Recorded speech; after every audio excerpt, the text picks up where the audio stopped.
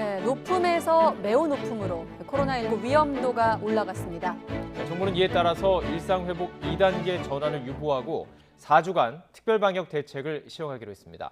비상계획 발동이나 거리두기 강화는 내놓지 못했습니다. 최명신 기자가 보도합니다. 지난주 코로나19 종합위험도는 이전 주 높음에서 매우 높음으로 한 단계 상승했습니다. 위중증 환자가 급증하면서 전국의 병상 가동률이 한계 상황에 이르자 정부는 일상회복 2단계로의 전환을 유보하고 앞으로 4주간 특별 방역 대책을 시행하기로 했습니다. 정부는 지난 4주간의 일상회복 1단계 기간을 면밀하게 평가하여 일상회복 2단계 전환을 유보하면서 앞으로 4주간 특별 방역 대책을 시행하고자 합니다. 추가 접종 효과가 나타나는 4주 동안 현 수준을 유지하기 위해 시간을 벌겠다는 의미입니다. 이를 위해 그동안 무증상 환자나 경증 환자 위주로 시행해왔던 재택 치료가 대폭 확대됩니다.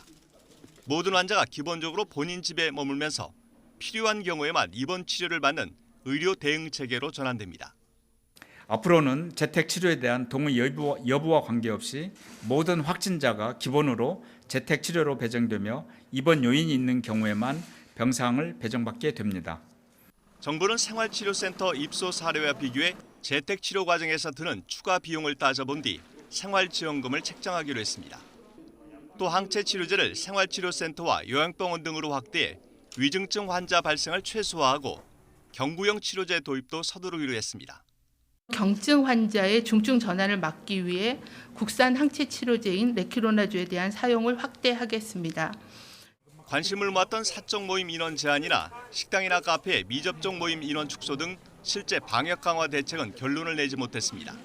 정부는 국민 불평과 민생 경제에 미치는 영향이 크다는 점을 고려해 향후 추가 의견 수렴 절차를 거쳐 최종 시행 여부를 결정하기로 했습니다. YTN 최명신입니다.